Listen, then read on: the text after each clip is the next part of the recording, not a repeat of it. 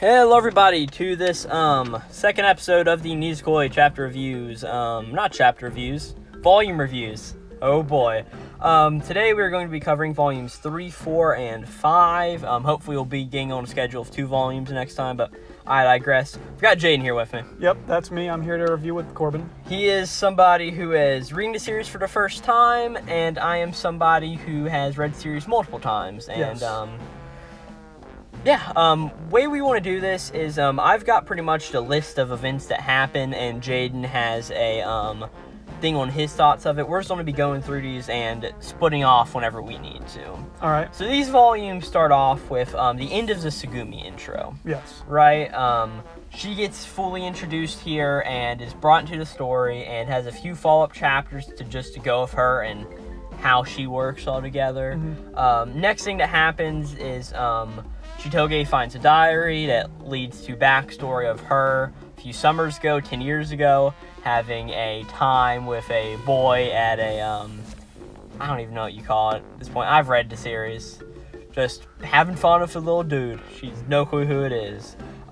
We then get a, camp arc in which many things happen. One of the most important is there's a whole bathhouse scene where Claude, messes some stuff up, right? Changes some signs on the bathroom doors that Raku goes into the women's bathroom, and Chitoge covers for Raku this entire time. After that, we get a woods training sort of thing where it's like a scare training. What would you call it? The test of courage. Test of courage, that's the words. Where he gets paired up with Onodera. That starts to happen. Chitoge gets paired up with somebody else. Chitoge gets lost. And Raku goes to save her, leaving Onodera behind. Okay. After this happens, Raku and Onodera meet up at a spot that Onodera has, and Raku asks her if she was a girl who somebody made a promise with 10 years ago. Yes. And she says yes. After that, so that's promise girl number 2. Promise girl? Well, yes. Sort of. Yeah. Number 1. Okay.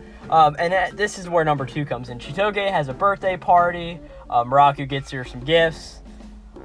It's a funny chapter altogether, but it ends up with her finding a key. Oh, so she's number 2. A key that may or may not be used with a main character's pendant. Who'd have thought? We get some backstory with Chitoge's dad, with Chitoge's dad saying how her and Raku were inseparable for many years, or a summer. And that comes back into Chitoge's diary that she found earlier. We didn't get a whole thing with some pictures that of the camp arc. Camp arc, yes. Camp arc. We get some pictures that get taken of everybody, and you can buy them. And there's a whole thing where, oh boy, Raku wants to get pictures of Onodera, and Chitoge wants to get every picture, and Chitoge wants a good picture of Raku, and Shu's selling inappropriate pictures. I love Shu. Shu's amazing. I would be completely honest with you.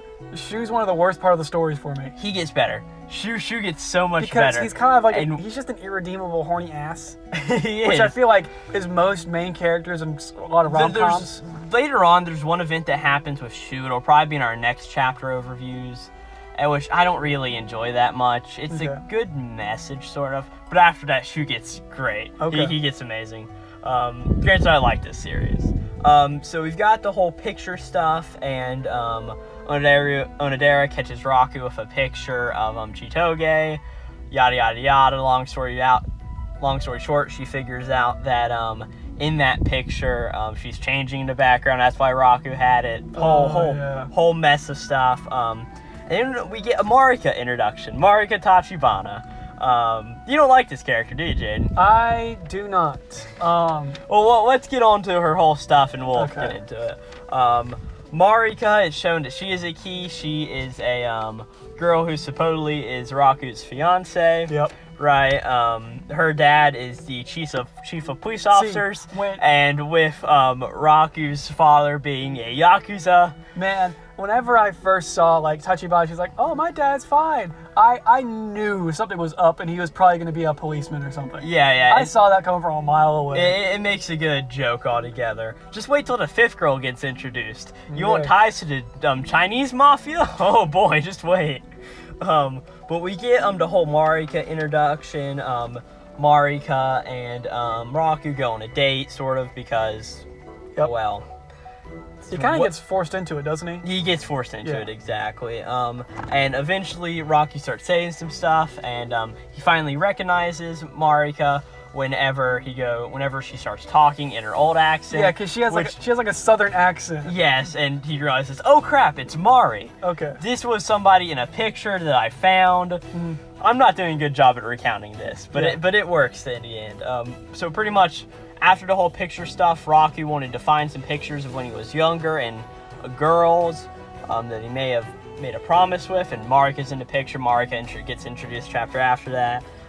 He realizes, oh, it's Mari, and they talk about everything after that. We find out who Marika's father is, and I like Marika's father. He's got a moment where he's like, yeah, I couldn't really do anything to sway my daughter from Wanya, right? But that's just how it's happened, and just treat her good if you can. Yep. Right, and then Rocky says something, and Marika just faints. Because Marika's also like anemic or something. Yeah. She's got some problems. Eventually, they figure out that there are 3 keys with 3 different people. I forgot to say this earlier. At Chitoge's birthday party, she finds the key, right? Her and Raku try to open the lock. And breaks it. And break the lock. Typical. Long story short, she's uncle works with like something, and he's getting paid with lewd photos. Alrighty. Okay. And lock's broken, yada yada yada. I should have mentioned that earlier. I need to take better notes next time. But I think that's a very good moment, because it's truly something that I could see teenagers doing. Like, oh crap, we got this key. Alright, we'll figure it out and make it work. Right? Yep. I don't care at this point. We're just going to do it. Right? It's very impulsive, and it very much feels like what teenagers would actually do. After that, all of the girls come together and talk to each other, that being Onodera, Chitoge, and Marika, and Raku, of course. I forget if Tsugumi's there or not. I don't think she is, because she's never been one of the Promise Girls, I'm pretty sure. Yeah, and she's not, long story short. Okay. She's connected, but she's not. Yeah. She's not one of the Promise Girls, so pretty much what ends up happening is, they all talk about it, and Raku's like, hey, we can test these keys later, but what's going on? And Marika alludes to... She knows everything that's happened. Yeah. She knows who the Promise Girl was and all of that, but it's not saying anything. After this, Raku finally meets up with Marika's dad, yada yada, we already talked about that. Then we've got the whole thing with Raku going to Onodera's shop to help out with sweets and stuff. Yes. Right? That happens. Rains down, Raku's got to stay there tonight, long story short. We do get foreshadowing. It says that Onodera has a sister. Oh, yeah. Did she say that? Okay. That comes in like volume 9. All right. And then we've got that happening. They exchange phone numbers, the 2 of them, right? And yeah, long story short, that happens. Then it's time for the beach episode, right? Not quite. Oh, okay. We get the best chapter, one of the best chapters, chapter 40. This starts these slew of chapters in where Tsugumi finds something that Claude left out and has fun with it, right? Oh, and the lie detector. It's a lie detector. The first one is a lie detector. And really, as I've said, Tsugumi's the best girl in the series. So pretty much what ends up happening is just some straightforward stuff like, oh no, it's a lie detector, we gotta be honest, and oh no, who do we like comes up, and it's a problem because everybody's there. That happens, and at the end, this whole time Tsugumi's liked Raku, sort of, right? And she sort of has a moment where she tries to lie detector, like, I like Raku, and then somebody walks in and tells her it's unplugged. Yeah. Right? But I really like that moment, being that I really like, what's her name? Tsugumi. Yep. Being that I really like Tsugumi, it just works well for me, and it's one of my favorite chapters. We get a whole misunderstanding with, we get the beach trip going on, and a whole misunderstanding between everything. And finally, the volume ends on Onodera asking Raku if she loves him, I think. Okay. Is that where it ends off? I'm pretty sure it asked, can you kiss me, something like that. Yeah, it's something like that. Okay. I forget. And, yeah, that's where the volume ends. Don't know what happens after that. Or Jane doesn't know. I know. No. I know. Good. It really starts. We hit chapter 50 next volume. It raises all the way up. All right. So, for my notes, I have them on my iPhone. And the first line you type is your title. My title is Onodera's Best Girl. And I think that fits pretty well. You're wrong. That's my main point. Okay, fair enough. Because, well, the thing is, she's like Raku from the start, you know? It's not one of those things where she kind of learned to deal with him, you know? And I think that she's very sweet. She's very nice. She plays the nice girl trope in, you know, harems. So, my current ranking is Onodera, Kirisaki, Tsugumi, and Tachibana. Or Chitoge number 2. I think she's good. She's starting to warm up to Raku more. Yeah, that's the best part about this is that I know every character's first last name. Kosaki Onodera, right? Yep. Chitoge Kirasaki, Sugumi Sushishiro, Marika Tachibana. Yeah, it's fun. But yeah, I like her a lot. She's starting to warm up to me a little bit. Tsugumi, I like her as well. She's very much like, whereas Kirisaki is a tsundere, Tsugumi is a tsundere within herself. She wants to convince herself that she doesn't like him and whatnot. And the Tachibana, she's very clingy, kind of annoying in my opinion. It gets better. My next note, Raku could sometimes be a Chad, and I agree. He can sometimes, you know, do the right thing. And dude, Raku's cool. awesome. Yeah. He may be my favorite shonen protagonist, sort of. I'm going to have to disagree with you on that one. Well, But, all right.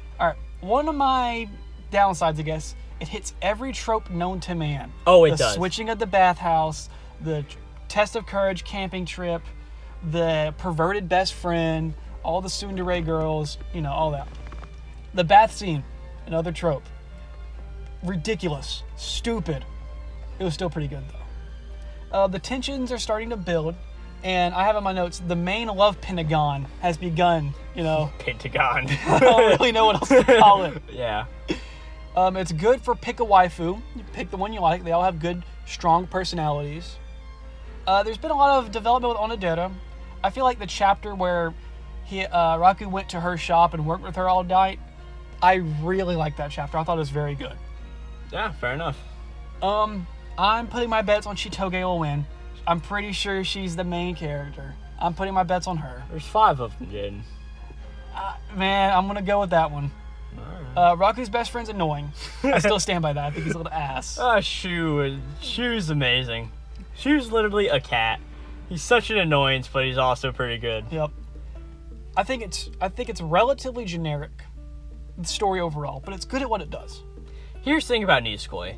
Nisekoi is a harem that has a main character. Mm-hmm. It doesn't have a blank slate to insert you in as. Yeah. Right? It's got a character with a story to him. Like I think Love is War does a good thing about that as well. Not everybody Shirogane, because he is a very intelligent person who had a sad backstory, and you know, he works his ass off.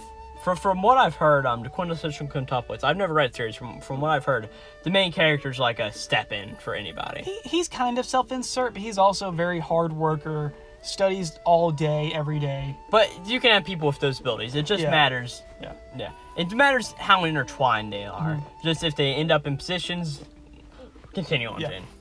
All right.